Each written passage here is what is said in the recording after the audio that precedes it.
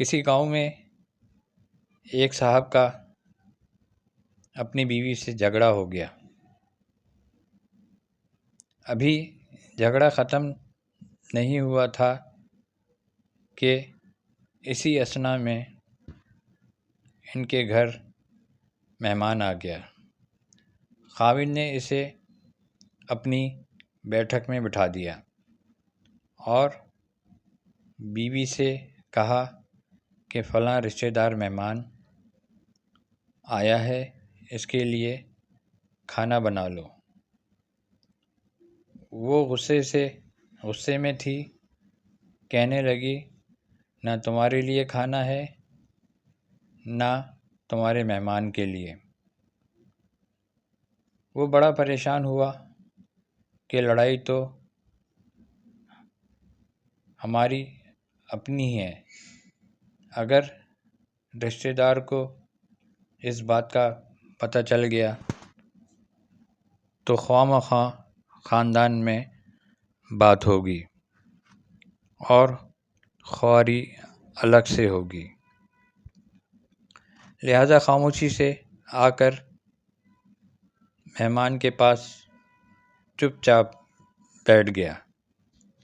اتنے میں اسے خیال آ گیا کہ چلو بیوی اگر روٹی نہیں پکاتی تو سامنے والے ہمارے ہمسائے بہت ہی اچھے لوگ ہیں، میں انہیں ایک مہمان کا کھانا پکانے کے لیے کہہ دیتا ہوں۔ چنانچہ وہ ان کے پاس گیا اور کہنے لگا کہ بیوی کی طبیعت آج کچھ خراب ہے، لہذا آپ ہمارے مہمان کے لیے کھانے کا انتظام کر دیں۔ انہوں نے کہا ٹھیک ہے۔ وہ مطمئن ہو کر مہمان کے پاس آ کر بیٹھ گیا کہ مہمان کو کم از کم کھانا تو مل جائے گا، جس سے میری عزت بھی بچ جائے گی۔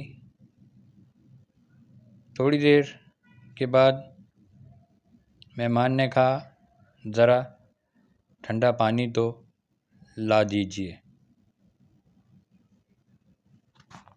وہ اٹھا کہ گھڑے کا ٹھنڈا پانی لاتا ہوں۔ اندر گیا تو دیکھا کہ بیوی تو راز و قطار رو رہی ہے۔ وہ بڑا حیران ہوا اور کہنے لگا کیا بات ہے؟ اس نے پہلے سے بھی زیادہ رونا شروع کر دیا۔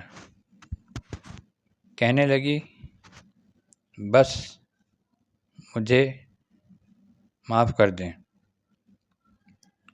اس کے خاوند نے کہا کہ بتاؤ تو صحیح، آخر تمہارے رونے کی وجہ کیا ہے؟ تم ایسے کیوں رو رہی ہو؟ بیوی نے کہا پہلے مجھے معاف کر دیں، پھر میں آپ کو اپنی بات سناؤں گی۔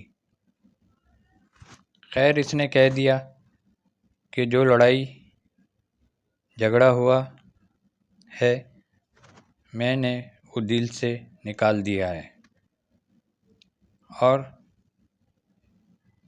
تمہیں معاف کر دیا ہے۔ پھر وہ کہنے لگی کہ جب آپ نے آ کر مہمان کے بارے میں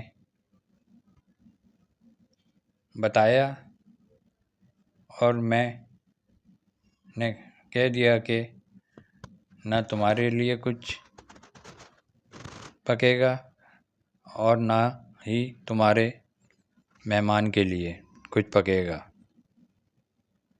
تب تو آپ چلے گئے، مگر میں نے دل میں سوچا کہ لڑائی تو میری اور آپ کی ہے، اور یہ مہمان رشتہ دار ہے۔ ہمیں اس کے سامنے اپنے جھگڑے کی پول نہیں کھولنا چاہیے۔ چنانچہ میں اٹھی کہ کھانا بناتی ہوں۔ جب میں باورچی خانے میں گئی تو میں نے دیکھا کہ جس بوری میں ہمارا آٹا پڑا ہوتا ہے، ایک سفید لباس شخص اس بوری میں سے آٹا نکال رہا ہے۔ میں یہ منظر دیکھ کر سہم سی گئی۔